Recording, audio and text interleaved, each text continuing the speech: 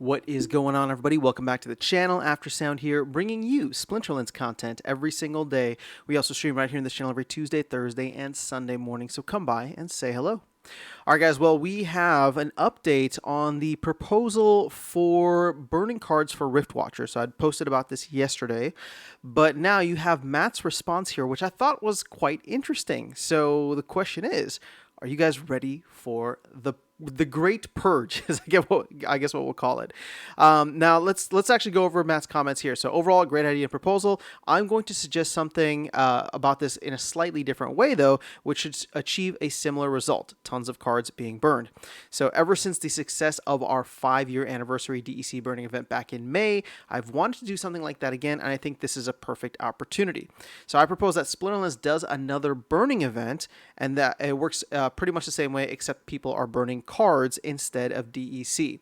The company can provide titles and other prizes like we did last time, but they don't have as much available to give out.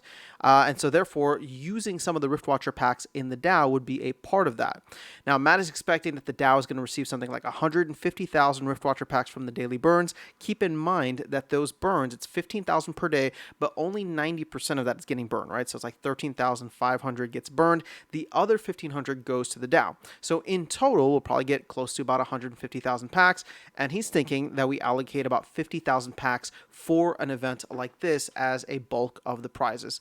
Matt said he'll work out the details and the math for the amount of cards needed in order to have, the amount of cards needed to burn in order to, be eligible for winning a certain kind of prize. Because keep in mind, if you burn a common, that shouldn't be the same as a rare, epic, or legendary. And while there were some numbers here put out, right, where it was like 200, I think, for a common, 60 BCX for rare, 12 for an epic, and 3 for a legendary, I think Matt would probably go back and see what the numbers would look like to maybe even things out a little bit more just in case.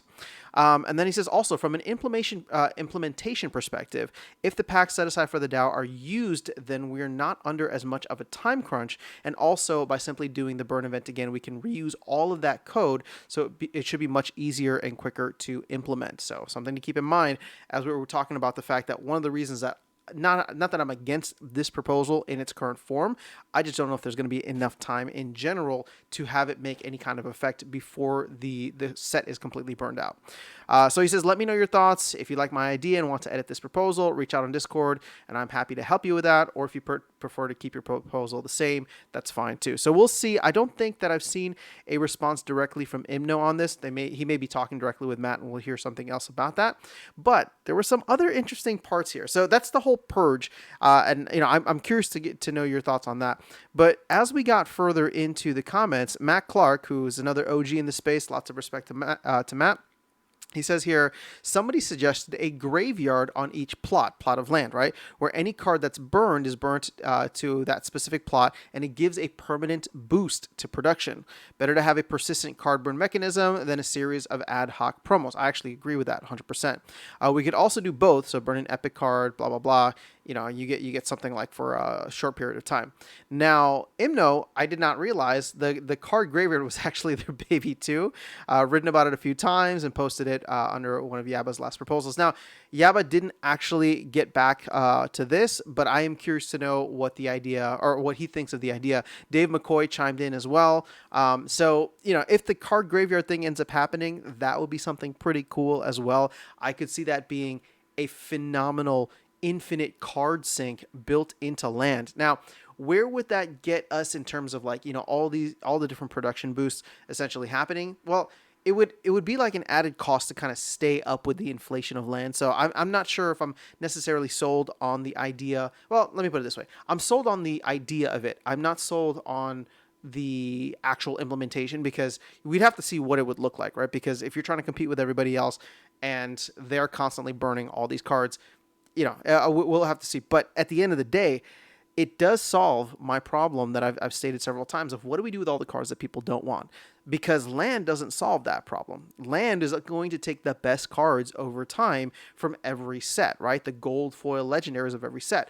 But nobody wants the hardy stonefishes. Nobody wants the gargoyle lions. Well, now you could go in, buy those cards for a penny, and get some kind of added production boost on your land. Could make for something interesting. But both of these ideas I really, really like. But I'm curious to know, what are your thoughts, first off, on the Great Purge? If I'm naming it that. They didn't call it that, but I think we could definitely call it the Great Purge, where we just get rid of a ton of cards and use the Riftwatcher packs from the DAO. Again, 50,000 packs isn't that much when you think about it. Granted, we've only bought, about 43,000 packs in total, so 50,000 will kind of be doubling that. But on the whole, this set would still be very small. If we end up burning out the entire set, we'll have less than 1.5 million, more than half the set burned, and 50,000 is not going to affect that too much. Again, it's a decent amount of packs, but it's not going to affect it too much in my opinion. So I'm actually very much in favor of it. And then, of course, just because it was mentioned here, I'm curious to know what your thoughts on the graveyard idea is. It's not a proposal, and this will probably end up coming back to being a team decision as Matt Clark pointed out here. But that's all I have for you guys in this video. Let me know your thoughts in the comments below. I'll catch you all in the next one and see you around the game. Take care.